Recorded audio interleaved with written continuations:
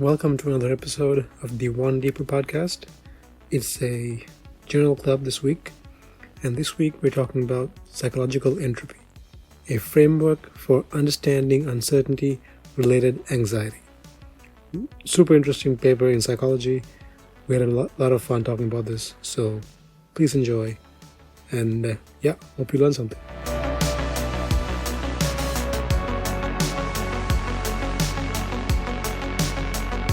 Listen, Guido, this is not for the casuals.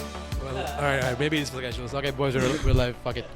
But Guido, what's the philosophy behind the podcast, dude? Like, is it for us or is it for the casuals? Like, do we hope to entertain or we're just four fuckers talking about stuff, the philosophy, saying whatever's on their mind? The philosophy for this podcast is actually quite simple. It's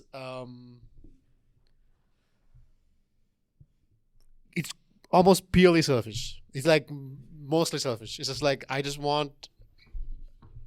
This is how we started, right? I would have conversations with people, and I kept getting this recurring thought at the end of every conversation. It's like, holy shit, I should have fucking recorded that. Like, that kept happening way too often. I was like, all right, that's it. I'm gonna fucking actually start recording these conversations because it was cool. So it's twofold. That's that. And second thing is, like, I wanted to do something creative that is outside of doing the stuff I do for school. And I was like, okay, what do I enjoy? I enjoy writing, so I like writing my short stories. And I also I love podcasts. Like I was like, holy shit, I should do this. It's like my entire information intake is from podcasts. So I was like, okay, cool. Turn into a thing. And I was like, okay, and then let's just sit around talking about cool stuff. And then the journal club in particular is, again, for me, like, I wanted a reason to read papers more, right? And Andre is doing some... we should video record some of these episodes. Oh yeah, it would be really nice to add video from now on, at some point. Yeah. Also, when you invited me to join this group for the podcast, it was really like, oh yeah, Guido, we're starting a journal club where we meet once a month and we talk about the paper. Oh, and we might also record it and post it on my podcast, maybe, if it happens. So it wasn't supposed to be a podcast when I was invited originally. Like, I'm sure you had it in your mind already, but I wasn't immediately aware of that. Yeah, it was definitely... But I was really excited about the idea, of course. It was definitely in the back of my mind, but it wasn't like... I didn't know how it would play out, but I'm glad it turned out the way it did. So in terms of philosophy, it's just like, yo, let's just read a paper. Because, like, what I realized is... Because I like reading all kinds of stuff. I like reading non-fiction stuff. I like reading fictional stuff. And I realized the more you sort of read, the more you get an understanding of how weird reality really is. It's like, actually, science fiction and fiction can't even come close to how weird some of this shit is. Like, if you read one of these papers, it's like, what? What? Who came up with this? This is ridiculous, right? So, it's just that's just like, and we're like, okay, cool, let's read some cool papers and see if we can talk about it. Do you want us to be entertaining? Because the moment I start trying to be entertaining, I get really self-conscious and weird. There's no requirement at all for you to fulfill any... Well, in this case, let me break the ice. Pussy fart. It's called a quiff. It's called a quiff. Anyways. you heard it here first, folks. All right, go on. What I wanted to do before, shit. Andrew, you scrambled my brain with that. Anyways, I was gonna say, since Dennis hasn't talked yet in the last, couple of minutes since we started, I was gonna go after this whole, philosophical introduction to why we do this podcast in the first place. I was gonna say, Dennis, you haven't talked in a while. Why don't you introduce us to the topic of today? Thank you. I will gladly introduce us to today's topic. So, today we're doing something quite different from the two previous journal clubs, which has been focused purely on very technical paper. But today, we're gonna investigate the paper called Psychological Entropy, a framework for understanding uncertainty-related anxiety. Spicy title right there. So this paper, for me at least, is about what they call self-organizing systems, which is another way of expressing complex systems, which is quite a familiar term for many of us. And what they're doing in this paper is that they're describing these self-organizing systems in the context of entropy. So I think before we move on to explore what this paper does more, we need to establish exactly what entropy is. I was going to explain what self-organizing systems are first. We can do that first. What do you think they are? So self-organizing systems have a very neat definition in the paper somewhere, but they really are complex systems. But they're focusing on this quality that they call the self-organization. But I think in this context, it's easier if you just think about it as life. What is life? It is a self-organizing system because it didn't, well, according to evolution at least, it didn't come from an intelligent design. It just emerged from nothing. So it's self-organized. And yeah, there's problems when you self-organize when dealing with entropy because it makes it less likely that you will be able to maintain the self-organized state. But maybe now you want to define entropy? So before we move on to that, I just want to mention the definition they give in the paper. And it's this. Self-organization describes the emergence of a patterned structure of relationships between the constituent elements of a complex system.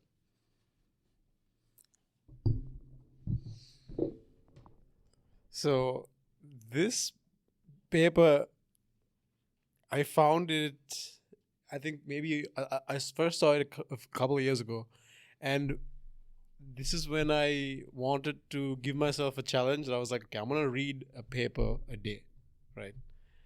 But then I started this program. As one does, right? And I was doing it anyway. So I was like, okay, well, but the papers that I had in mind sort of fell to the side. And so this paper is so dense. Like it's like I don't even know where to start right now. It's like it's so dense. But in terms of entropy, and first of all, like, what did you guys? Okay, first let's do this. What did you guys think the paper was about? Let's make your hand like. Yeah. Andre, let's go first. I left my fucking god damn it, my notes. All right, keep going.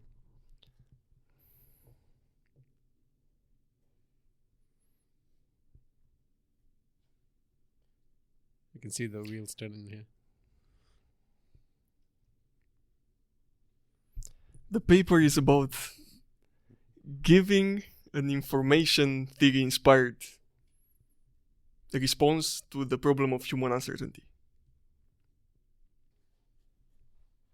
Yes, nice. Okay. That is a good way of putting it. And what's the solution they propose? Because I honestly, okay, for those who haven't read the paper, there's 4 tenets of the entropy model of uncertainty that they propose in this paper. And I think I understood the tenets, and I still don't understand what they're talking about. Like, it's a big, complex topic they're talking about. So I tried to break it down into pieces, understood each piece, and I still can't put together the whole figure. So that's what I'm hoping today's conversation is going to help me understand, because you guys are all very smart. At least one of us has to have understood it, right? To respond to your question, how they address uncertainty, what they propose as a proxy to the problem, to the solution to the problem of human uncertainty, is formalizing a goal, formalizing a concrete, specific goal. Yeah, I think that will be the third tenet, right? Like, one way in which life forms, or more broadly self-organizing systems can reduce uncertainty is by using long-term goals. But we can go into more details later when we get to the third tenet. Oh yes, my notes are here. Hell yeah. Right. Finally, Perfect. finally, that's good to know you found them. Yes. But the fourth tenet, which to me should have been the first, says that in at least in humans, we experience uncertainty as anxiety. So the whole paper, from my point of view, which may be a bit layman's terms, because I'm not an expert in psychology by any stretch of the imagination. Good for you, bro. Yeah, It's a compliment. thanks. If you were, you wouldn't be here. I wouldn't be having you sitting here if you all you did was psychology. Okay, that I'm just sitting on psychologist. Like after this comment, you'll never be able to invite any professors on the psychology department. All jokes. No, of course. Okay. Nothing but love. But like basically, the whole paper is about how living systems deal with anxiety, like inducing in themselves anxiety to motivate reducing uncertainty. Do you think I understood correctly, you guys? Yeah, I think you've got both of you. I think you have the right idea. To be fair, this paper was great, but I kind of felt like I was cheating. No, not cheating, but like, because I actually I read Peterson's first book, not the 12 Rules, the original book. It's like a tome on the power of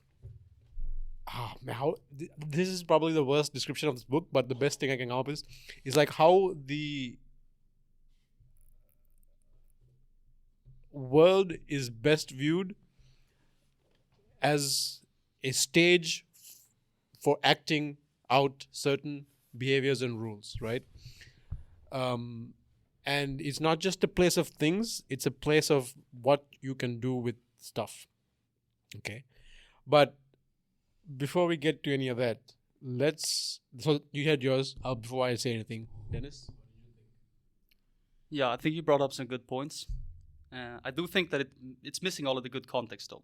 Because what they're really proposing is a unified model, right? They call it the entropy model of uncertainty. And they have these 4 tenets that G mentioned. But to make sense of the third tenet, then you need to also explain the previous 2, because they all kind of lead up to each other. So what I think this paper is about, which I also kind of explained before, is that they are trying to explain what complex systems are and how they function, and especially biological complex systems in terms of entropy and uncertainty. They did not come up with the term of self-organizing systems. That's not what they introduced. That was new in the paper. They explained that from other papers as well, but the entropy part is I think they're basically they're saying. I think the complex systems mention is just a way to connect the concept of entropy. Yeah, absolutely. Like, and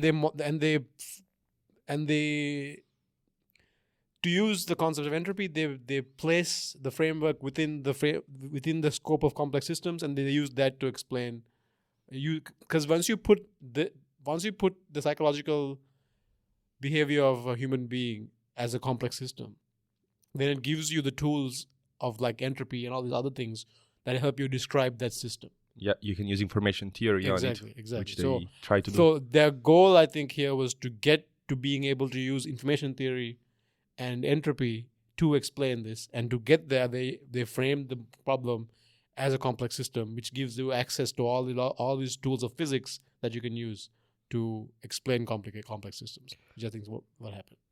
Udesh, you were about to bring up a new topic before Dennis went on with this, but do you guys feel like we should go through the 4 tenets one by one? Yes. Before we move on to greater things. Yeah, for sure.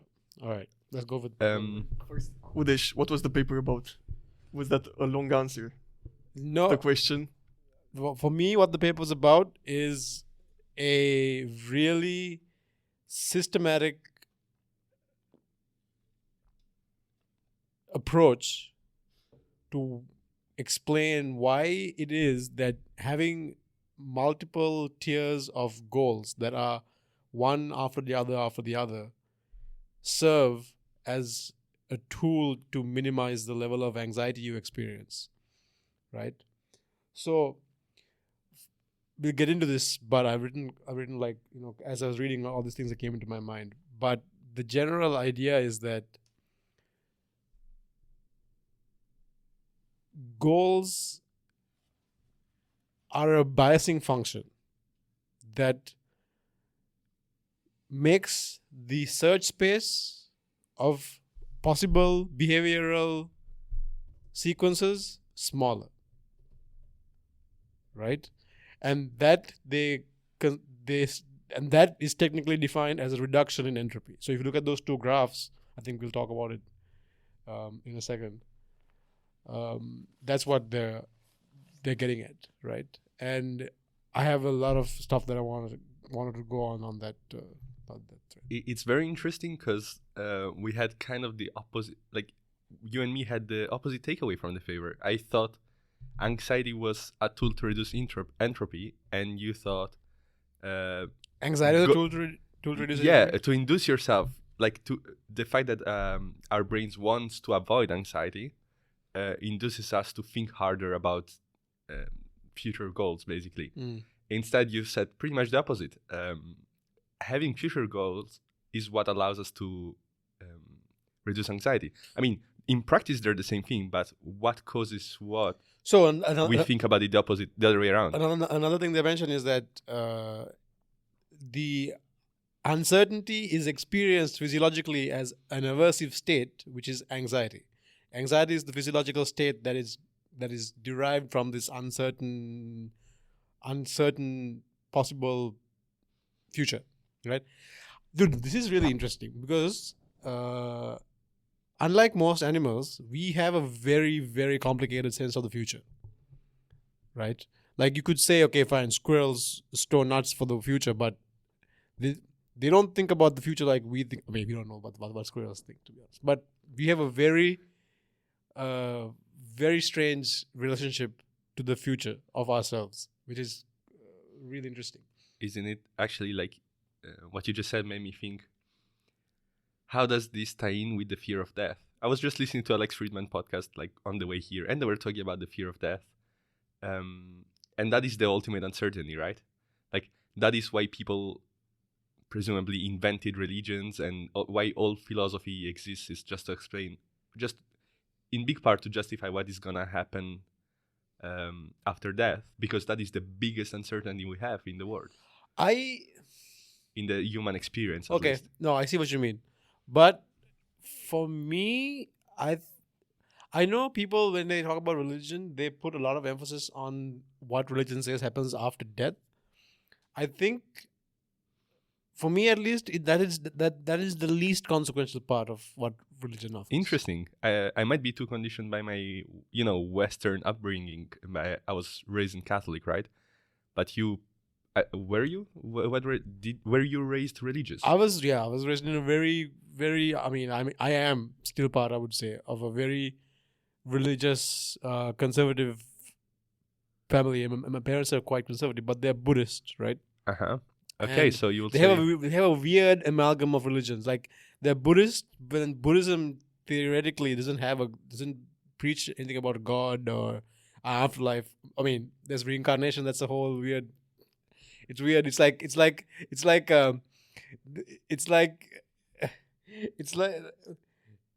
how how like when you write a form, like when you write a mathematical formula, and there's a bug that you want to avoid. Like, you write a piece of code, and there's a bug you want to avoid that happens in one very particular case. So you test for that one particular case, and then like write some code around it. It's like reincarnation is like, okay, oh shit. If we have how do we get around the whole afterlife thing? All right, reincarnation, right? It doesn't actually solve the problem. It's like, wait. So you wouldn't that say, means, to be reincarnated when you die, something that means that there's a life after death, right? So it's like not heaven, but it's not heaven either. It's like some weird place in between. That is very interesting that you put it that way. So you will say that for you, or at least for your culture, or how you experienced it rather, the concept of afterlife is not really important as it is for other religions, maybe. My parents, okay, I'm gonna take my parents as a proxy to my culture, right? Yes. And I'm gonna say they definitely. So like when I talk to my dad, he speaks in terms of like, oh my grandfather is looking down on us. Like he has the concept, even though he's not explicit about it. He has this built-in feeling of that there is an afterlife, right?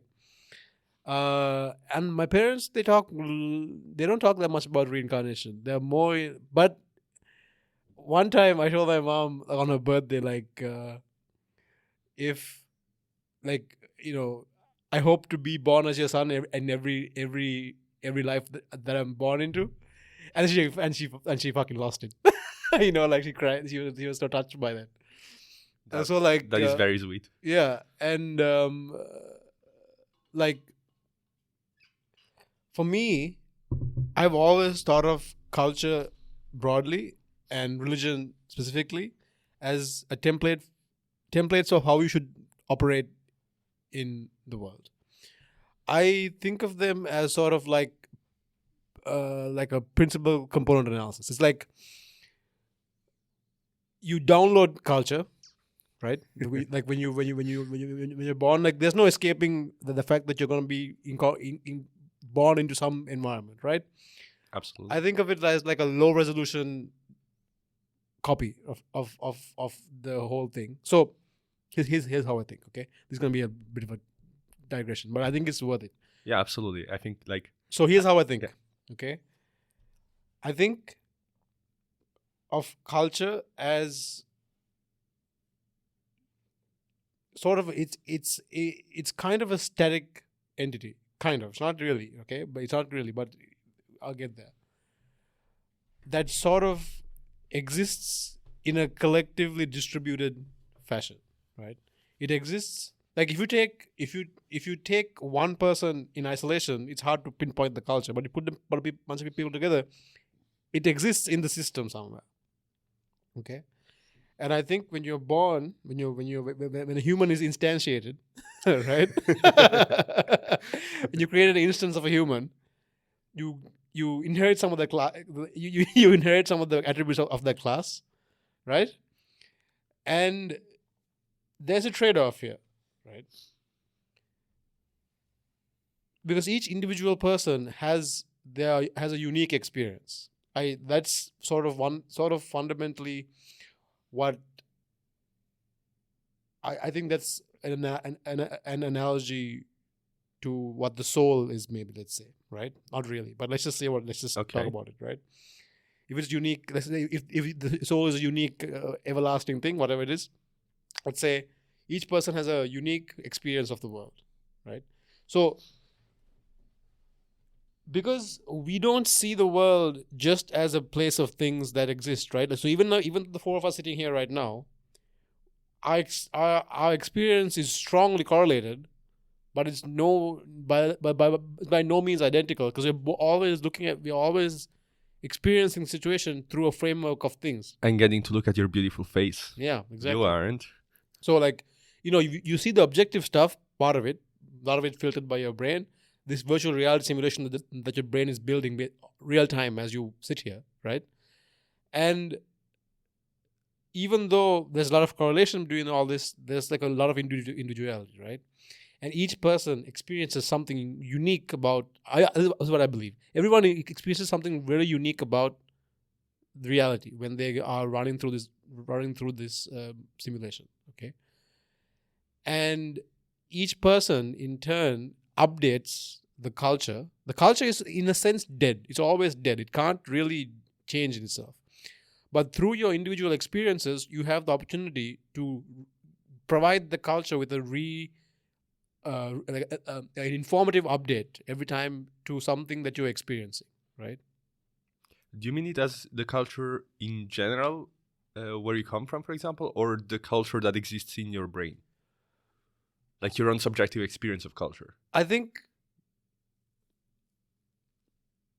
Because the second one is mostly granted.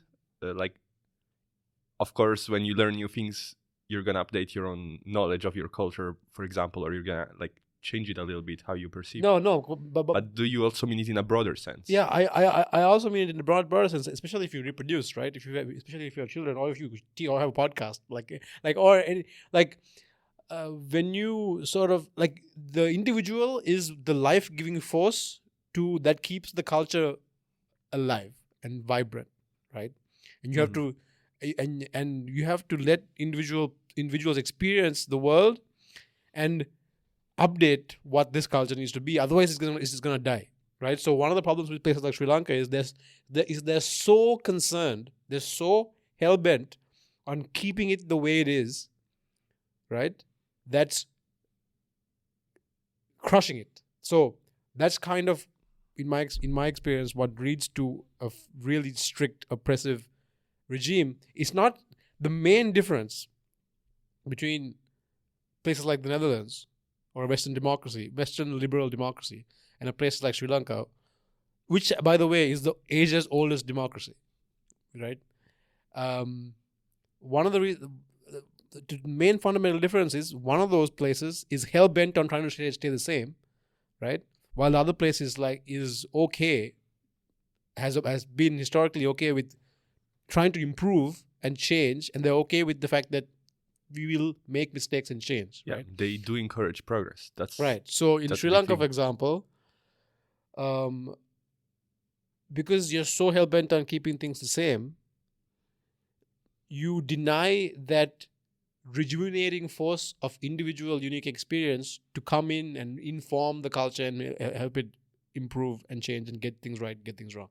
I think of culture as just like I don't think of culture independent of macro level goals for the society. Like, for example, I don't think, like, if you have no goals, if you have no things that you want for your society, then all cultures are equally good. Right? Then that's the case. Then I completely believe that. If you have no target for your society, no goals at all, then every culture, if you don't know where you're going, any road will get you there. Right? Okay.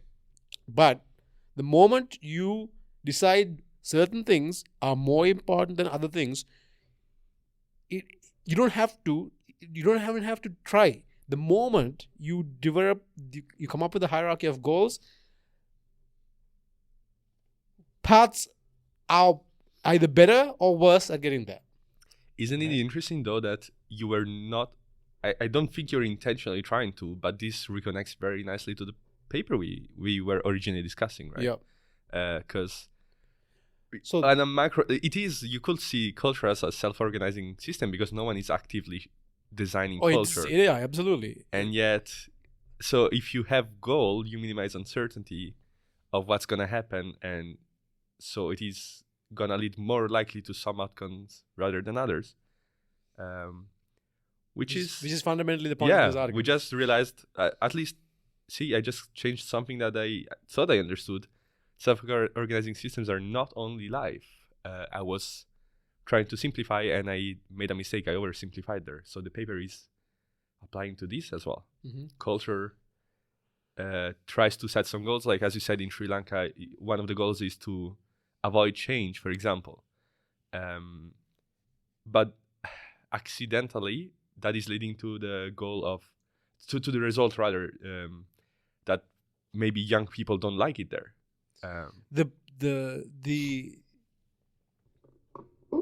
There is uncertainty. There is a logic to being so conservative. There's a reason why you should be so conservative. Because the underlying logic is that the search space of possible ways to be is so large that when you find something good, you should fight like hell to hold on to it. Which, fair, right? But there is a meta truth that is better to hold on to than any one instantiation of a path. And that is holding on to the truth that it is the process that gives rise to feasible paths is more important than any one path that you have right now. Right? While I agree with you, I think that's a strong statement. Like, I also see why a lot of people wouldn't agree. They're like, I lucked out to be born in the greatest culture ever. Now I have to try my hardest to make it not degrade with this new generation. It's I agree, maybe irrational, but I agree. But the problem with that is the world is not static. The world changes all the time. right?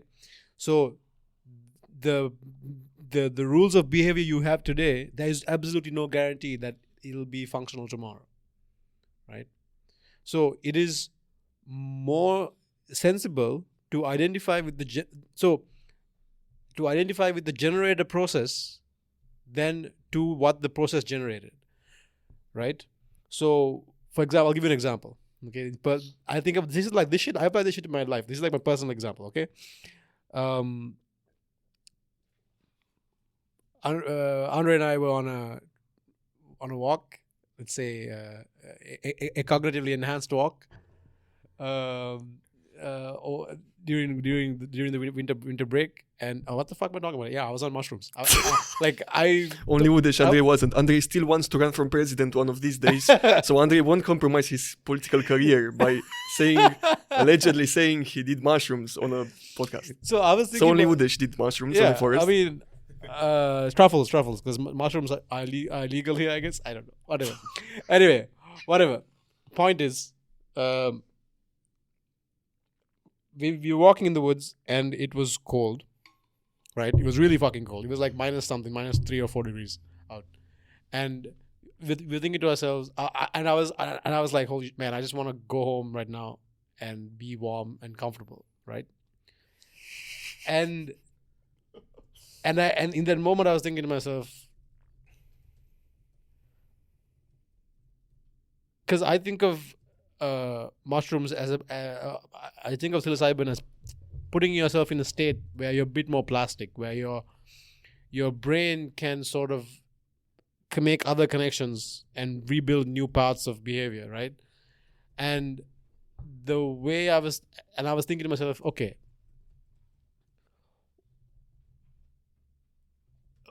a certain way of being, right? A certain way of thinking and acting and choosing one behavioral outcome versus another, which we'll come to now. You talk about distributions, right? A certain pattern or a rule for choosing one behavior over another gave rise to the fact that I am in a situation where I can go to a place that is comfortable and warm and has food and has everything I need, right? A certain way of being. Now, the thing is, that state is not self-sustaining. The state of being warm and comfortable in your apartment, right, is not the generator function that generates more warmth and more comfort and more well-being. There's something else that generates that, right? And I was like, okay, which of these do I want to identify with? Do I want to identify with the generator process or with the result of the generation?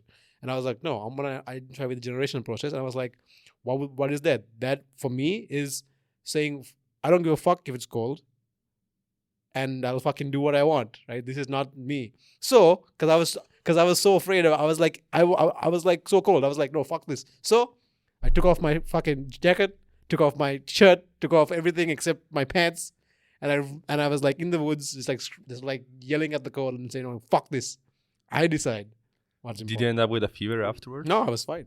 Nice. Right? I can attest. It was a magical moment, and I have to add, this was a really well planned act of Udesh. I see this motherfucker breathing like crazy 5 minutes beforehand. He thought about it 5 minutes before this whole, I don't even know how to call it, way of life. And he planned to raise his core temperature by holotropic breathing. And then we walked for another 10 minutes to a hidden part of the forest in which there were no people to scare away by getting all naked and crazy. And then the moment of greatness came. It was a magical moment today. So all this to So you went all Wim Hof on us, huh? Yeah. All this to say that you have to be very careful when you think about what the process that generates these things are. And I was like, okay, so when it comes to culture, my thinking is it is dangerous to say to say, oh, this is good, we're going to keep this, right? Which can, I guess, be said about like, okay, the rule for, look, we're going to keep the generator function alive at all costs. The thing is, the generator function is not deterministic. It's fucking noisy. So there'll be a lot of shit ideas. You know that there's a great saying. The democracy is not the process of picking the right person. It's the process that allows you to get rid of the wrong person. Right? Like, so shit like that. But anyway. I mean, as they say, just fail fast, and eventually you're gonna get to something better. Yeah. Okay. Look. Sorry, I went on a fucking complete random tangent. That was very pleasant tangent. Like, I liked it, so don't worry. And also, it was somewhat relevant. Anyway. Okay, so what the hell is the first? What was the first fucking tenet of this paper? Do you want me to read my notes? Yes. What's the first tenet? The first tenet states that uncertainty is a fundamental challenge of any living system, because it implies a lack of control and predictability over one's environment and outcomes. Oh, dude. Okay. So there's a part. Sorry. There's a part in this paper where they say,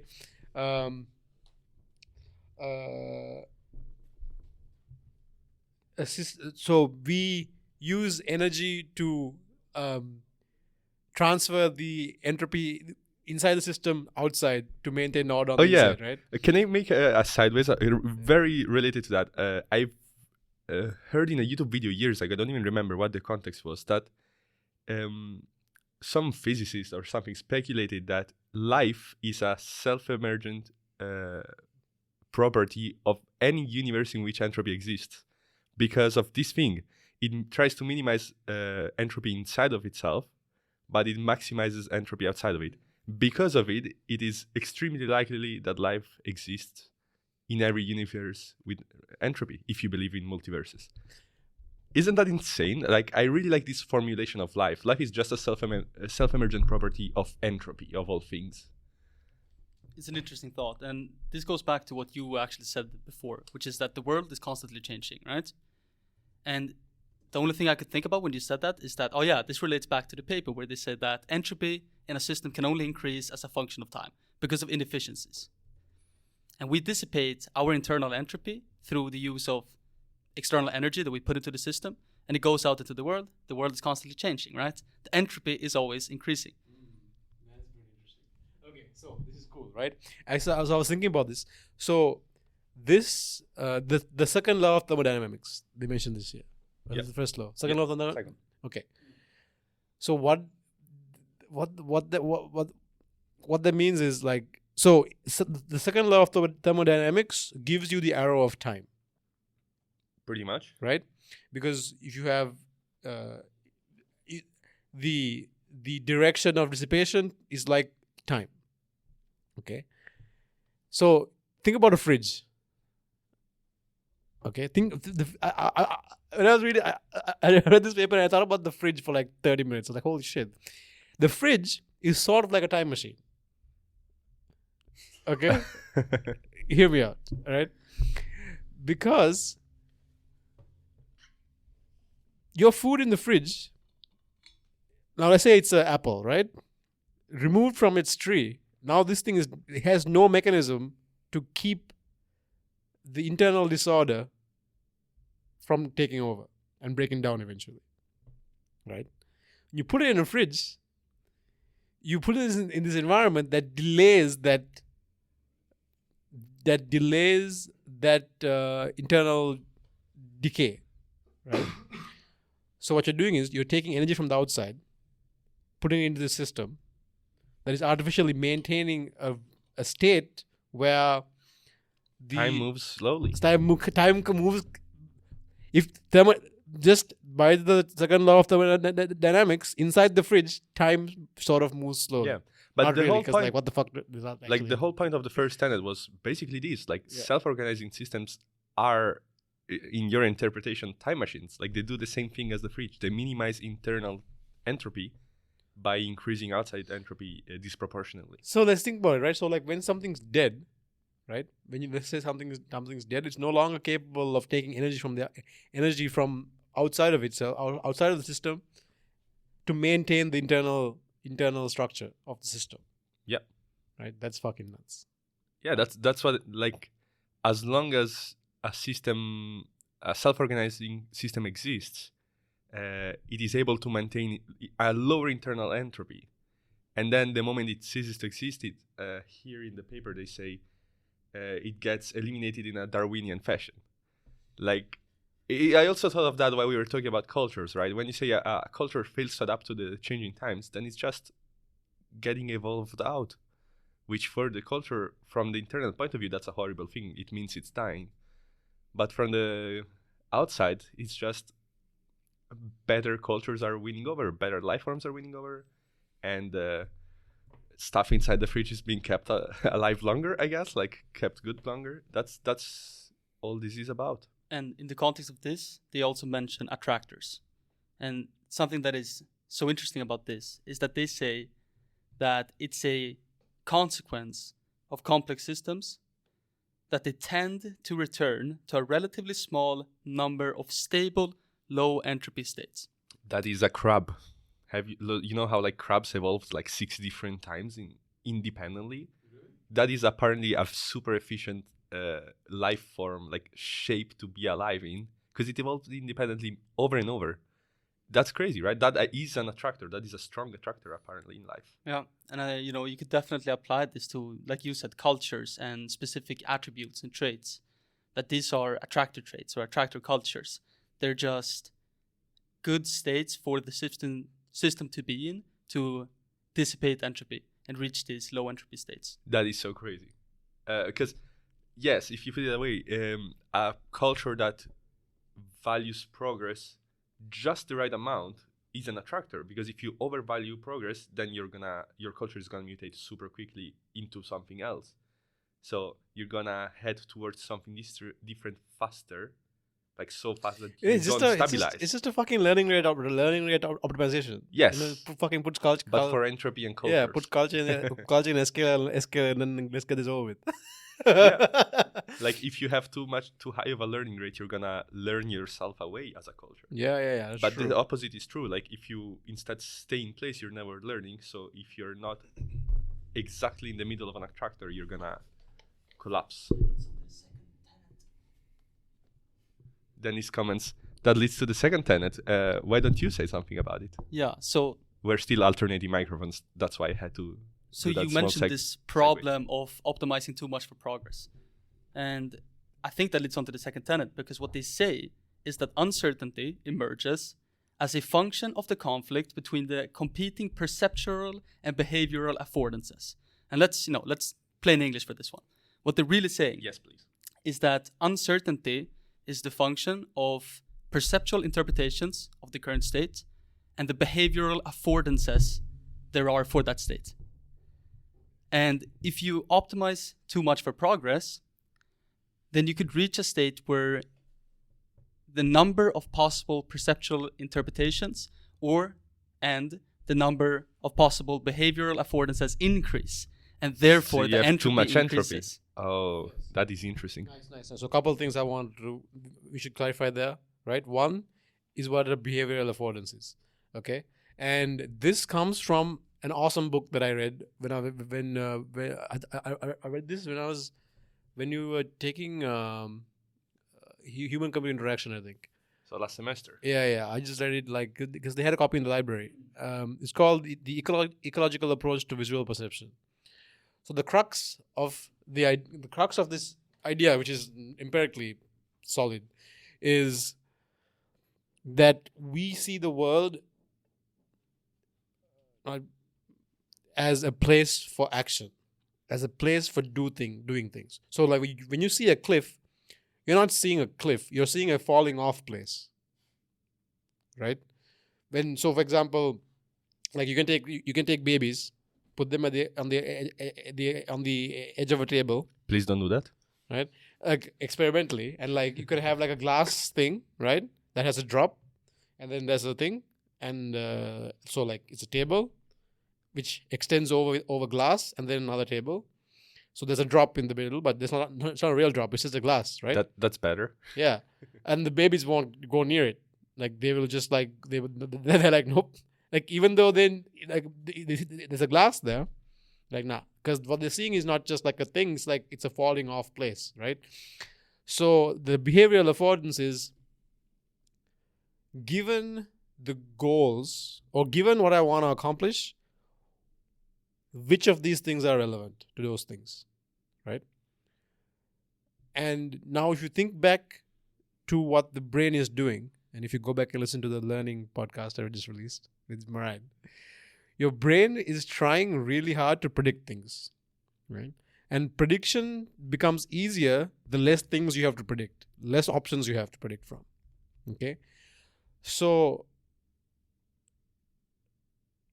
when you are out in the world, what you want is to make as many things as irrelevant as possible, right?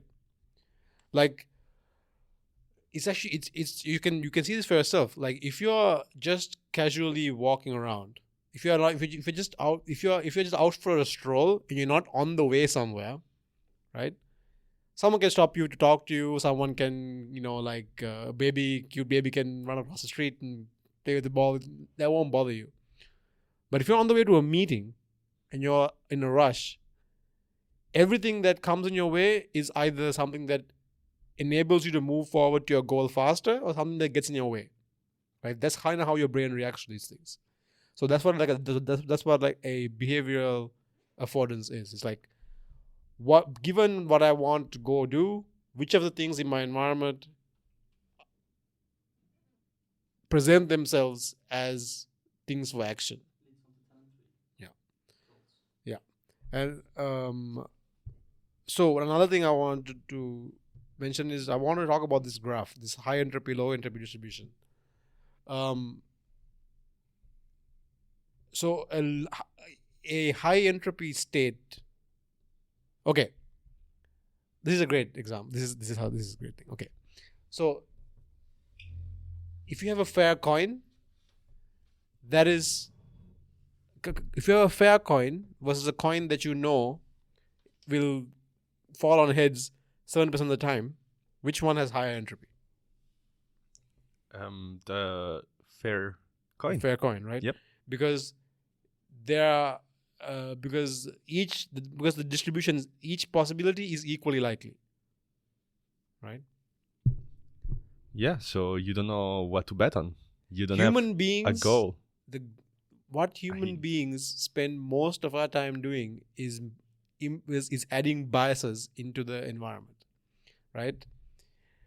When we go home, we don't want it to be equally likely that it'll be minus 3 degrees and 10 degrees and 8 degrees and 25 degrees, 30 degrees in there. We don't want that. That's way too much entropy. We are like, we go home, we go somewhere, it's nice 22 degrees all the time. Okay? We don't want that. So when you're looking at the future, right, or any possible any possible thing that you're gonna do, when every possible option is equally likely, that is very anxiety provoking. That's the general gist. Okay, but anyway, tenet number 3. What is it? And this is perfect, right? Because you just described that a low entropy state can be thought of as a state where there are not many perceptual interpretations, or there are not many behavioral affordances. So when I'm going home, I know what the temperature in my home is going to be like. Like, there's no question about it. That's a low entropy state. And these low entropy states can be obtained through the application of goals and beliefs. And this is what tenet 3 states. That uncertainty can be reduced by clear goals and belief structures.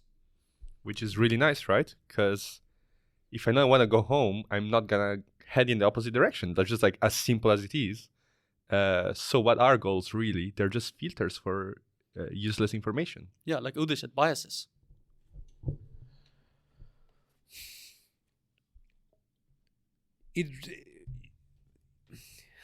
Man, this is... I don't even know where to start on this time. This is rough.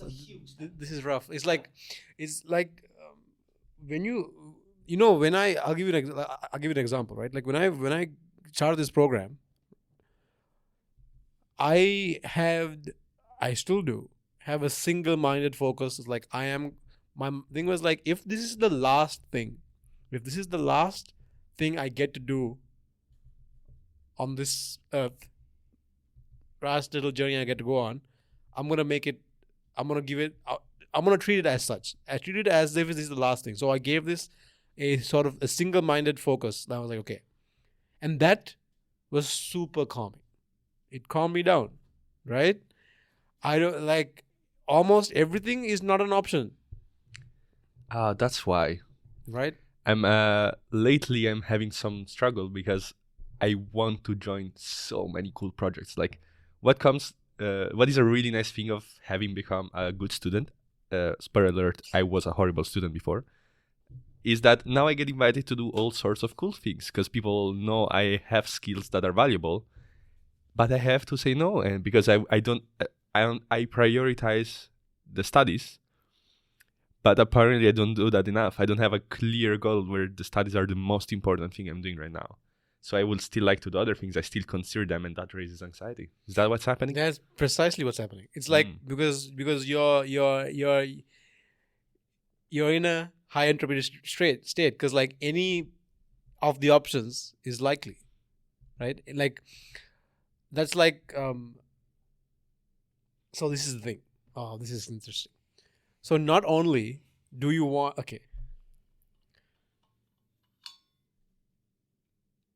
even if you have one outcome that's very likely, but you have an infinite number of outcomes that are not zero, but very small. All of those unlikely outcomes, one of them is more likely than your most likely outcome. That is still a high entropy state. Yeah. Right. So this is so not only it's not enough to have one outcome that is very likely and a lot of unlikely outcomes. You still have to limit the number of outcomes that can happen. Even if you know that the number of outcomes can be anything can go wrong, right? You have to believe a few of the options, right? Like, so when I was I felt a marked increase in my anxiety this semester as opposed to the first couple of semesters. Because this semester, now it's like, okay, where am I going to do my master's? Like, what am I going to do? So all of a sudden, this semester, a bunch of options opened up. People are like, hey, man, do you want to come work for us? I was like, hey, man, here's the master's here, and here, right?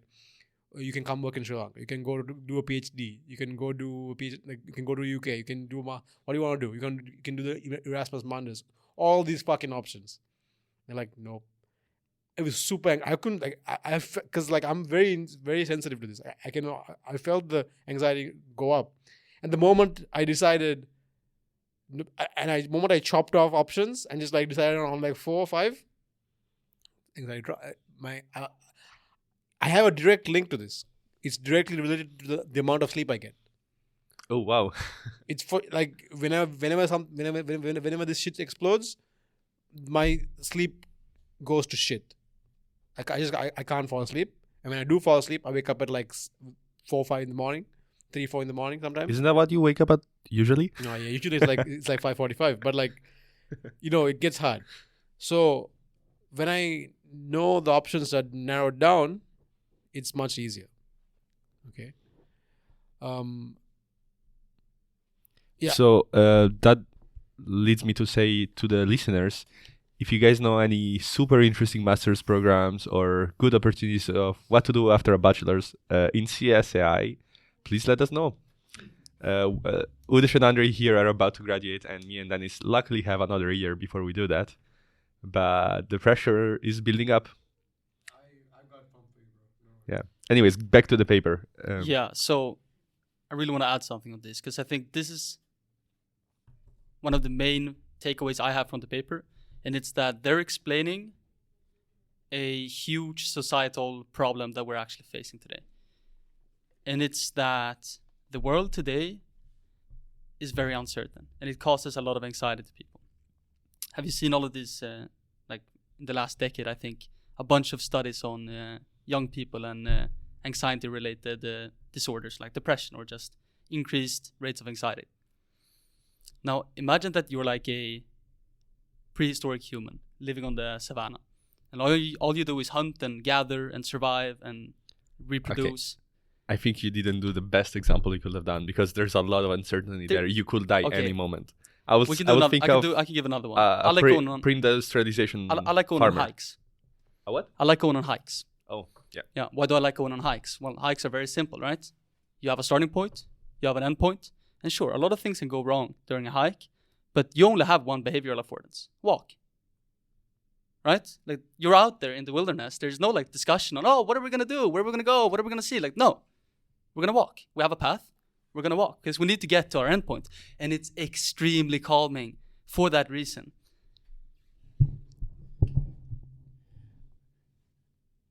I think this is why we like going to the gym, bro. Yes. Cause like, cause when you're hitting that rep or like you're under the squat bar, right? That is a very low entropy state psychologically. It's like you have no other, like the number of choices you have, zero. Go the fuck up. Zero. Either fucking pick this weight up or drop it down. Here we go. And for those few seconds, your life is as simple as it could possibly be. Right? Oh man, that didn't occur to me until then. I don't know. And I think this is a thought that intuitively maybe like a few of us or maybe all of us have, but this paper seriously explains it. Like they formalize this concept. That's the beauty of this paper. That's the beauty of it. And then I'm starting to think about the world that we live in. You're talking about all of these opportunities and job offers and master opportunities. You can move there, you can go there. This is an issue we have in the modern world. Like we are not biologically adapted for this kind of environment. And it causes us a lot of anxiety because it's uncertainty. Yeah, why? This sort of explains like why is it so unsatisfying sometimes to watch something on Netflix? Because you have so many fucking options. It's like, oh man, that's a different story. But It's like, am I watching the most efficient thing to watch right now?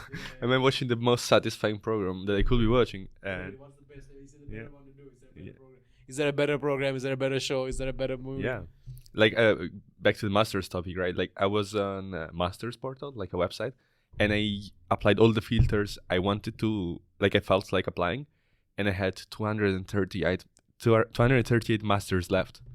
How am I supposed to learn about each of them enough to give them a fair shot? I have to filter with meaningless filters. Like I had to filter just maybe then now I want something that is only in the European Union, and that cut it about in half. Now what? Am I just gonna start saying, oh, I only want France, Netherlands, and Germany? Like why? What if there's the best master's program in AI in Slovakia, and I will never know about it because I filtered it out arbitrarily? That is a problem, right? We have too many options. So this brings me to the problem of First world problems, by the way. something you just mentioned about like going back to this survival like hunter gatherer. I think there's something to be and the modern problems of modernism, right? I think there's a link there with this obsession with post-apocalyptic movies and TV shows and thinking, right? There's almost this yearning, this craving for a more simple situation, right? It's like, yeah, it's more risky, like you said. The environment could be anything, but your behavioral rules are fucking straightforward. Just survive. Just live. Do what it... Because people nowadays, I mean, because if you have religion, right? If you have religion and a strong cultural... You have religion and then you embed it in a strong cultural thing, that is a strong limiting function of your behavioral behavioral affordances. Your religion sort of tells you what you can do and can't do. Your culture tells you what you can and can't do, right? Say you're a young person, you have none of that anymore, right? You are a fine intellectual. Okay? The behavioral affordances all of a sudden is like fucking through the roof. And you're sort of... I think it's funny that it's like a subconscious craving for the situation where it's like, I don't have to think of what I have to do. I just have to, like, no one's going to judge me. Is it right or is it wrong? I just have to live. And I can say, I do what I had to do. All I had to do is survive. Right? I think there's something there. I don't know. Hold on. Andre, what the fuck, bro? What's up? You've been sitting here like a fucking monk taking all this shit in. Let's see. Let's see what this generator. He looked like he was meditating. Yeah. What's going on? We should have put the two of you together because you're the high output bunch of the group. True. Dennis and I are the thoughtful kind. Would have split them. Mic time. You know what they say about the loudest people in the room. One thought is that there is a sentiment in the paper, in what has been discussed so far, that doesn't do justice to the human drive for high entropy states, for curiosity, for seeking novelty, unpredictability. Like there is this push that seems totally valid, that okay, to decrease uncertainty, to decrease anxiety, you need to cut stuff out. You need to decrease some of the action space by using some structured goals. But still, that's only part of the story. Like humans also need beyond structure. If everything would be perfectly predictable, every situation would have a very sharp probability distribution, a very skewed probability distribution, and every situation have an appropriate response that's perfectly clear. That doesn't mean... That seems like hell, in a way. That seems like a boring way to live. The thing and is... a second point... Yeah, go on. So that's the first one. How does this entropy model of uncertainty account for the human drive for entropy? The second would be about how low information contexts, like going to the gym, hike, meditating, decreasing the stimuli, decreasing the information, which is kind of related to entropy, but not in the sense that it has been discussed so far, not in the sense of randomness, of the randomness of a variable, but in the sense of information. That's an interesting thing, that subjective, like anecdata, that how structured, how predictable is the environment, how simple is the environment, allows for a greater internal complexity, greater freedom, bigger thoughts, larger thoughts, more divergent thinking. Like the best thoughts I have are in the gym, when everything is predictable, everything is clear. And also the ritualistic, how do you call it, the discipline. Like in the last period, when this semester, when I have to optimize everything to the millisecond, and I started to have really, really structured days to the minute. This eating at the same time every day, going to the gym every day, going to sleep every day. This low information environment, this predictable context, allowed for unprecedented freedom of thought and high output quality thinking. Yes. So these two things. That tangents. was fucking phenomenal. All right. I have a lot of comments on that. If unless you want to go yeah, first. no. Let me do a couple of things. I definitely want to get back to habits and how they relate to what they talk about in this paper, right? Because I have a annotation here that literally just says, let's see. Fuck it. Anyway, sorry. Okay. What I wanted to say was like I agree with you. So I want to address the point of this entropy seeking sort of function that you mentioned, right?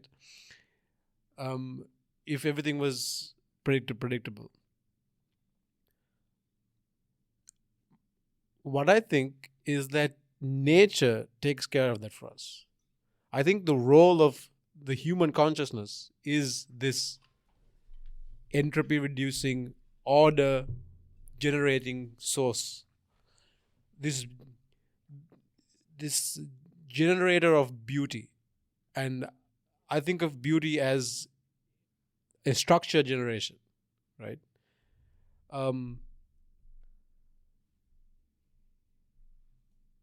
I think your need, what you mentioned, that there seems to be some push from the human mind towards high entropy states, right? I think it's more that we end up finding ourselves in high entropy states all the time, just as a function of interacting with the world. I think that's sort of like the default setting, right? Right. I think that's the default setting of the world, right? And that's sort of what the brain has adapted to as a counter. It's like, okay, we have these tools, we have this situation. I think that's the most stable characteristic of nature that throughout existence, right? And the brain has evolved in the presence of this thing as to be like, okay, how do I deal with this? I'm gonna come up with these different adaptations, right? Wait, so you're saying that the brain is biased towards decreasing uncertainty? Yes. But still, how do you account for clear entropy producing actions? Going to trips, going to do novel stuff, watching movies, going to a new restaurant. Where's this drive coming from? Why is that novel? Going to a new restaurant. Yeah, it's like you decide you want to go to a new restaurant. Backpacking. Why You not? decide going to a new restaurant. You decide What you want to is go novel then? That's a good question. If you can define it, is it novel? If you can define it, is it novel? Dropping truth bombs on us. Goddamn. So they do talk about this in the paper as I don't remember, they counter it with the exploration and something else. I think it's exploitation and exploration. Yes. And they say that sometimes it's worth to increase your short-term entropy because it can lead to greater reductions in entropy over the long term. Oh, yes. And maybe that's what you can start applying here. So you're saying that maybe going to a new restaurant reveals that this restaurant is a restaurant you love. They have amazing food. It's a great place to be. So for future times, you can go back to that restaurant because maybe it's even better than your favorite restaurant now. And I think Urs has the best example of this because we've talked about your life story before and the fact that you completely dropped your life back in Sri Lanka to move across the world and start a new bachelor's here in the Netherlands is like a huge risk. Like you're taking on massive amounts of entropy as an uncertainty for a short term, but it's to lead to a greater reduction of entropy in the long term. I think I agree completely with that. Exactly. That was the point that we were missing. Like, why do we have curiosity was basically your main point, right? Like, why do people seek things that they don't know about? Is because sometimes we think long term, but also there's a trade-off. When can you afford to take risks and think long term in that way? You can only think of that when you're at a really low entropy state. Like, as you were saying, you do your best thinking when you're in the gym, when you have nothing else to worry about. You start thinking, you go into this. Like, why do we do meditation? Why do people do that? Because you have nothing to do except breathe. And then you think about all the possibilities. In a different way, why do you go backpacking? Because actually, who goes backpacking, I think? Or who starts a new business? Or who does crazy things? Except Udesh. Because Udesh had no reassurances. People who have a stable background. Like when I moved abroad from Italy to go to Slovakia to work there, I was like, okay, things go bad. I have my family as a backup. So I can afford to raise the entropy intentionally because there is always a low entropy state that I can easily go back to, which is like because I have a golden parachute, basically. I can afford to do that. And yeah, I had one more example, but I forgot. Go ahead. No, the line from the paper is attempts to minimize short-term entropy at all costs through the adoption of rigid cognitive structures and behavioral patterns. For example, by willfully ignoring information that contradicts one's worldview or refusing to explore outside of one's familiar environment, may in fact result in long-term adaptive failure despite the short-term reduction in anxiety. Absolutely. It's like in the short term, nope. And in the long term, you get fucked because the the world world changes in multiple time scales, right? It changes now in the daily time scale, it changes in the yearly time scale, 10,000 year time scale, 100,000 year time scale, right? So one thing that really helped calm me down in a weird way is learning about evolution. I read quite a bit about evolution, like to get understand, to get like a in my bones sort of understanding about what the fuck evolution means. And the most important thing it did for me is it put my life in a much longer time scale, in the billions of years time scale, right? So I was like, I know it's like I'm not saying I think about everything in like a billion year time scale because that would be ridiculous. I wouldn't do anything as a human being. I would be stuck.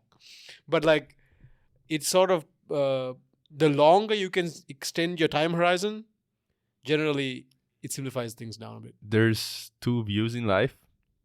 One is nothing really matters, and there is like nothing really matters.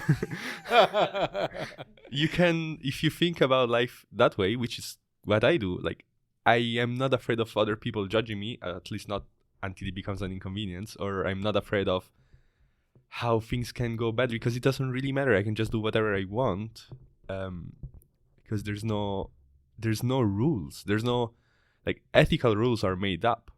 I follow them because I think they're useful, but they don't actually exist. There's no, in my view, it doesn't matter if they actually exist. Exactly.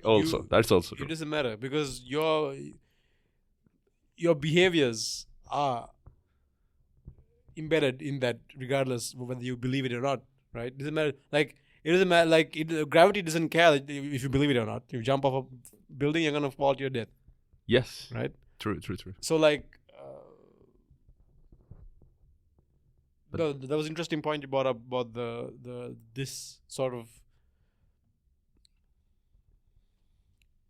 You have to have a function that enables you to escape local minima, and you have to have a way to recognize when you might be stuck at one. What's it called when you jump randomly? Start gradient descent. That's what you did, right? Yeah, basically. You were stuck in alchemy. You're like, let's just jump. Yeah, do random bridge, like, because like if I had, that was completely right. And then, I mean, to some extent, all of us did it, right? Yeah, but I feel like your example is the most. But obvious one. So I wanted to get to the point on. So when I was thinking about being a student mentor, right? When I applied to this mentorship thing, how the top week, whatever. No. Like, you know how we have that top program, the pass program, pass program, right? And I thought really hard about how you should decompose goals and life and shit. I wish I had a screen to show this to you guys. But I made this before reading any of this stuff, right? And where is it? Miscellaneous. Okay. I will not look at the screen, so you can describe it to me. Okay. So I can make sure if I were a listener to the podcast, I will still understand what you're talking about. Yeah. He's pulling up a screen for the benefit of Andre and Dennis. I have no idea what's on it. Where is this thing? Goals. Here we go. No. Here. This is something I made. I was going to give it to the students if I ever got selected, right? Which I was like, which I wasn't, which kind of sucked. But you don't know what you missed, people that didn't hire Udesh. Look what he's doing now, having a podcast. All right. If this thing was fucking open. To be fair, he got hired for a million other things anyways. Yeah. I'm not too stressed about it. But the point I was trying to confront him. While this thing figures itself out, I don't know what's going on. But that's just, what else? What did we get to what was the last tenant of this paper? I have it written down, but actually the fourth tenant is the easiest one to understand. what I noted down was the fourth tenet states that uncertainty is experienced subjectively as anxiety, which is an unpleasant emotional state that signals a threat or challenge to one's well-being. Do you think I got it correctly? Point taken from the great Sam Harris. How do you distinguish anxiety from excitement? If you only take into consideration the raw sensory input both produce. And how does this delineation between anxiety and excitement, what role does it play in the effort to decrease external entropy or increase it? In constraining, building habits, and exploring? Well, I think it's one of those, like, while they might have some similar feel to it, like I will not answer the second part of your question because that was difficult, but how do you tell them apart? It's like the same thing as nothing really matters or nothing really matters. It's just like one feel, while they maybe activate the same, they make you feel things in the same parts of your body. One makes you not, well, both of them make you not feel at night. One feels good and one feels bad. I don't have an answer to that question, but I have a heuristic that's useful. So anxiety is perceived as an aversive state that you want to move away from. Right? If you have now, since you're going to move away from something anyway, you might as well move towards something. So when you have a goal, it's a nice coupling. You're anxious from the anxiety-provoking state of multiple perceptual affordances. You put a goal cap around it, and you use the anxiety to propel you towards your goals. I really like your hand gestures in that moment. Yeah, like that's kind of how you think. You should put your anxiety behind you as the wind in your sails to get you to where you want to go. We should really start using cameras. Yeah, for sure. Okay, so here's the thing that I made, right? Here's this thing that I made. Okay, this is like this document that I made, and what you're seeing is he finally found it. Yeah. So what you're seeing is there are two parts. One is the other blue arrows, right? It's planning and decomposition. Okay, and the orange arrows coming backward is implementation and realization, right? So you have a high level vision for the future. You decompose and plan it down to medium term goals. You decompose those down to short term goals. Then you decompose those down to immediate goals, and you decompose those down to habits and routines. Ooh. And then the generation happens on its own. The implementation and realization comes back the other way. Habits and routines build up to immediate goals, which build up to short-term goals, which build up to medium-term goals, and a high-level vision for the future, right? And depending on how far out you plan in the future, so like your high-level vision for the future can be 5 years from now. Then when you get there, you reevaluate, build a new structure, right? How far is your long-term vision going for? 5 years. I find it hard to do more than that. Okay. I have a vague planning until like I'm 60 or 70. I know a few things I want to do before I get to retirement age, and then trying to keep in a small part, like you said, like the long-term vision influences. It is not the only thing that determines the lower steps of planning, but also it does have an influence, right? So one reason why I want to stay really healthy, for example, throughout life, is that I want to get to being like 70 and be like my grandpa was for me. He took me skiing at 76, 77 was the last time he was skiing with me and my sisters. And I think that's the coolest grandpa ever. I want to be that grandpa, I have a very, very concrete goal in regards to fitness. It's like if I get to 100, I want to be able to deadlift my body weight. At 100 years old? Yeah. Yeah, at least. That's very ambitious, doable. but I think like with doable. current advancements in medicine, if I get to 100, I want to. It's very doable. We'll pump you full of virgin blood. What was it? Testosterone therapy. Yeah, PhD, young blood, young person blood. Yeah, that is so creepy that it actually works. Yeah, I mean, in mice it works, but I don't know if it works. Not incel blood though. We don't want that kind of virgin blood. Jesus. Are you just trying to preserve yourself? Anyways. So I just want to say on the I topic dare you of to a duel, motherfucker. your goal pages that you just explained to us, they actually talk about them in the paper as well, but they frame them as higher order goals and lower order goals. And they do explain that when our higher order goals are challenged or disrupted, those are causes for great anxiety, because these are goals that we use as heuristics for our everyday life, and we apply them to many different scenarios and situations to kind of constrain the perceptual and behavioral possibilities. So another thing they mentioned in the paper is that also like effort. So obstacles increase entropy, right? So it's like, what do they say? The cognitive resources of the dorsolateral prefrontal cortex thus appear to allow for the detailed exploration of an unexpected outcome, so that it can be analyzed for its causes, motivational significance, relevant perceptual properties, and implications for future behavior. Okay, so I've written this note here. I don't know if this is going to make any sense. It says, you can build a version of yourself by habitually limiting the range of responses you have to obstacles that show up during your goal pursuit. So like, that sort of limits the perceptual output. It's like if you had if you're so hell-bent on doing something that no matter what obstacle that comes up, you're just like, nope, not gonna stop me.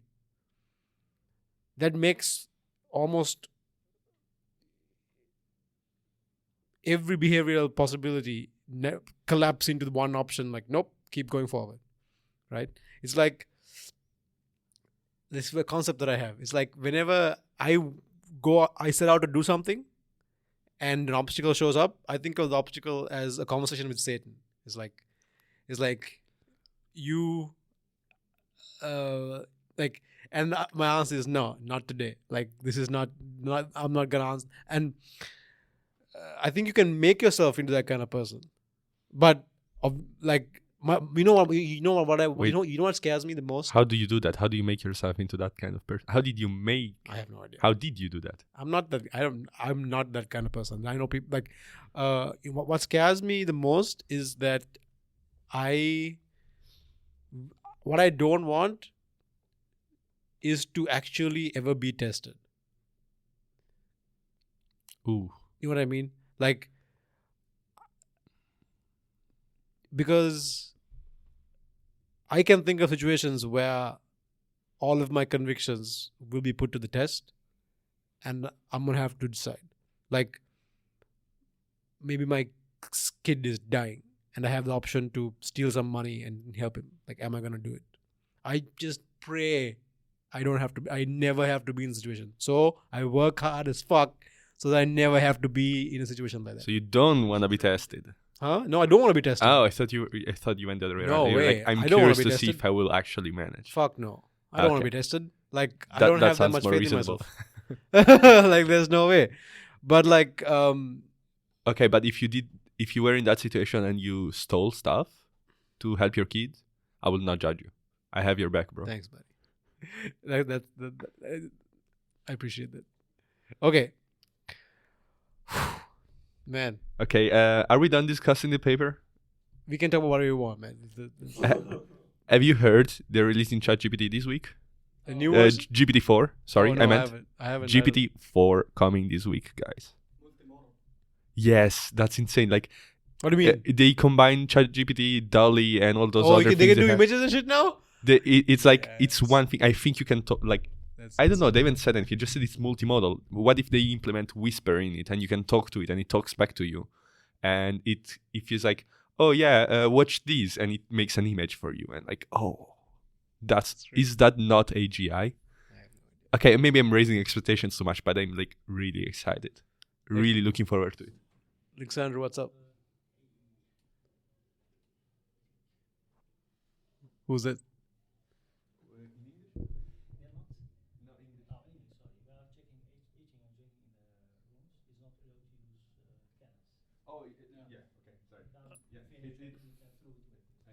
What is it? Open cans. Yeah, but it's empty Open. What the? We can cut this out. No. No, we want people to know how we are treated in Tilburg No. University. Okay. Look. Before we get to this, We want our podcast studio. before we get to before we go off on a wild tangent, I want to mention that if you're in a place where you are consumed by crippling anxiety, like with regards to what you want to do, what you want to be, right? How you want to do, where you want to go with the next 2-3 years of your life. I will put some links to some very helpful things you can do. One is the self-authoring program, which I'm telling you will help you immensely. It's basically a formalized writing tool that captures essentially what this paper tells you to do, right? And it causes a lot of anxiety in the short term because you have to think about some problems, but it's shown to reduce it in the long term. So it's shown to improve grades. It's shown to improve college retention. Like if you are in a situation like that, definitely helps to write something down. Also, I wanted to say something about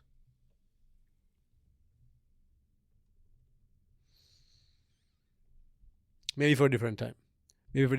But yeah, if there's anything. See the topic, man. I'm curious. What I wanted to talk about was on the concept of the generator functions, right? Like what it is that gives rise to desirable, good futures and goals for not just for yourself psychologically, but to everybody around you. For us to be able to have something like this podcast, where we can talk about whatever you want to talk about.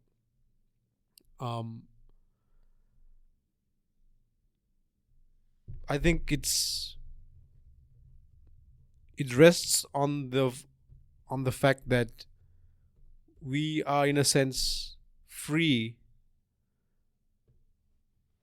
to think and say what we feel without having to worry about being ostracized or anything for it, right? On the one hand, we've sort of earned that by working our asses off, and like we have our result, we have our track record to back us up, so it's not a problem. But on the other hand, we are also in the situation where we are in this environment in a university where that's supposed to be the fundamental role of what a university is, right? So,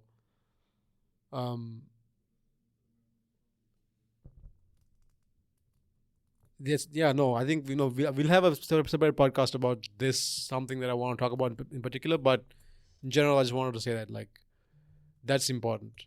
It's part of the reason why I came to a place like the Netherlands, because I want to be able to do this kind of things. I don't want to be, and that's something I really value. So, yeah, okay, sorry. Does anyone have ideas for the next paper? Oh shit. That's a good question. I didn't think about that. Like, this is my contribution. Maybe we should vote or something, not make it on the spot. Like, make suggestions, put it on the group chat. Too many options, bro.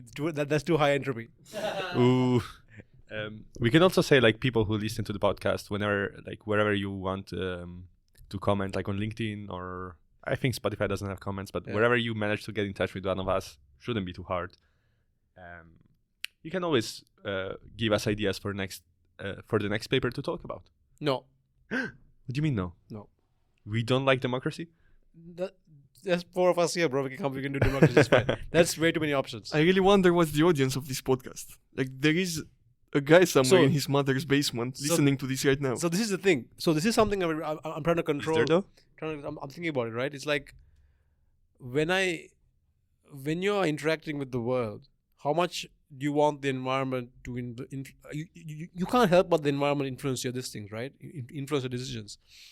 But how much do you want your environment influencing your decisions? And one thing I really wanted to avoid, I know this is a problem for like someone who actually has people who gives a shit. But there's a concept, this concept called audience capture, right? So a best example is this guy on YouTube who started a channel where it was just him eating stuff, right? Eating strange things. Is it Nicocado? Something, right? Avocado? And then he let people, yeah, I think so. And then he let people decide what he He wanted. became morbidly obese. Yeah, and became morbidly obese, right? And I was like, That's very sad story. Yeah. I'm like, I'm not. So I don't even look at the stats for this show. I looked at it. I see it. Unfortunately, I saw it yesterday when I tried to upload the new episode. But I try to avoid this shit at all cost. Because like, I am so curious. Since I'm not you are the owner of this podcast, right? Like, I can tell you right now. yeah. For now, right at this point, there have been, I think, like something like 750 listens of all. In total to your total, all. yeah. That's not bad. No. That's a pretty good start. Yeah, considering that I don't tell it anyone. Like, I only post it on LinkedIn when I post this, when I share this. But you know what's funny? I used to think, oh my god, everyone does this. Like, who gives a fuck, right? Then in December, or like Spotify sent me an email. It's like, oh, here's how your thing did over the last year. You've produced more than 90%. You produced more content than 90% of the channels in your category. I'm like, what the fuck? Because it turns out most people don't make stuff. Yeah. It's pretty weird. Anyway, next paper. I'll decide it right now because it's easier. Decide it right now. Yeah. I have 3 papers. What do you want to do? Because like we were thinking we go around the cognitive science pentagram. You know, like psychology, computer science, AI, neuroscience. I have a paper here that sounds interesting, but Psychology. maybe doesn't fit the vision you just said. No, I don't care. What is it? Okay, it's called Embodied Cognition and the Magical Future of Interaction Design. This paper explores the ways in which cognitive processes are embodied in physical interactions with the world, and how this can inform the design of more intuitive and effective user interfaces. So it is part of it is cognitive science, and part of it is, like human-computer interaction. Wait a second. Why the fuck don't they let you have cans in here? Because I might spill it on the electrical equipment. Because it's open, I cannot close it. If you were a bottle, it would be fine. Yeah, it's not about the content; it's about the fact that I can't close it. God. Going back to the Sorry. 20-second break we had earlier, where Yeah. Okay. Anyway, people complain. that paper sounds interesting. Anyone else has ideas? Evolution or love? Evolution or love? Well, I got some auto-distribution stuff in my list of papers, in my Notion page. One is using, it's called reprogramming to recover youthful epigenetic information and restore vision. It's how they cut the neurons from the retina of mice, and then with genetic therapy, injecting viruses into their eyes, basically, they restored vision. And then they applied it to humans, a human that was blind, born blind, and with some fancy glasses, and again, injecting some viruses in his eyes. That motherfucker could see and interact with the world and write and do stuff like that. So are we gonna go the David Sinclair route? I found a very nice paper about evolution and love, but this also sounds very interesting. Now we can also go the Michael Levin route of regrowing limbs with the biodomes. That sounds like some science fiction shit, bro. Look, I love this type of research, but I feel like that's way outside of our field of expertise. So it's not fine. that we have that much expertise. Like, what the fuck is the point? Okay, let me read you this title, and then you tell me if you like it. I was looking for evolution and love, and this is the evolutionary psychology of human mate choice: how ecology, genes, fertility, and fashion influence mating behavior. I think that's like, a highly cited paper that might be very interesting to read. What do you guys think? It sounds interesting. But you prefer David Sinclair? I like the limb one because it sounds really hard. Okay, can you read us the title again? And of I'm the limb one? into and I feel like pushing myself a little bit. Okay. Title of the limb one or the eyes one? The limb one.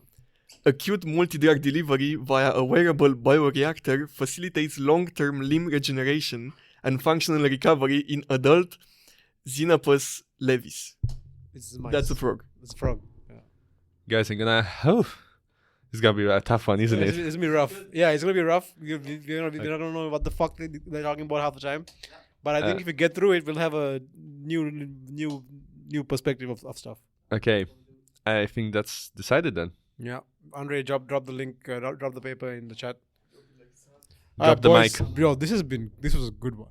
That's a good one. Yeah, absolutely. Like we went all over the place. Like that was a good one. Like that paper was the formalization that they put that made my life so much simpler now. It's like, oh shit, high And entropy, low entropy states. Bro. You know, we actually managed to explain pretty much everything that was in the paper. All the 4 tenets. Yeah, pretty good. And yeah, this time we actually made it in a structured way with a lot of I tangents, wanna which say are one what last make thing. it good, I right? want to say one last thing. I want to do one last thing. It just popped into my mind.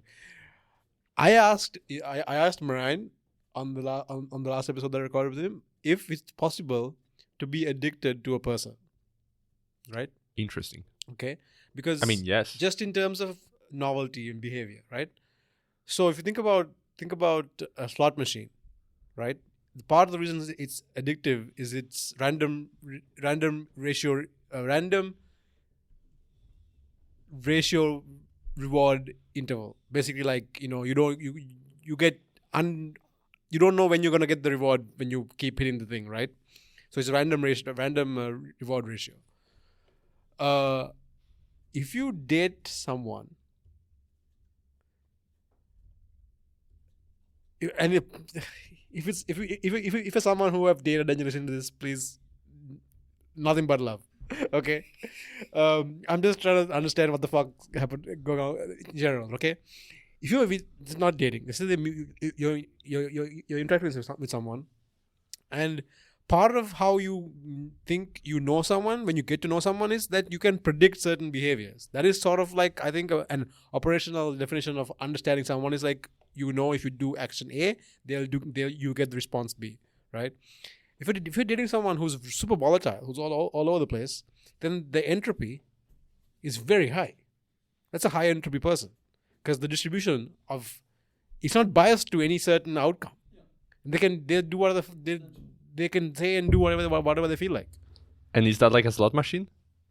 Is that what you're trying to suggest? Yeah, because you do some stuff, you get a bunch of different these things. None of them can be rewarding, but then once in a while, one of them is super rewarding. Like, oh shit, gotta keep pulling the lever. Interesting. I mean, okay, that's I don't know about your example in particular, but codependence is a thing. So you can be addicted to a person, but I can tell you more about that. All right, boys. Yeah. This has been real. It was a good one. Yeah, it's been real. Exactly. Let's catch up next time. All right. Bye, everybody.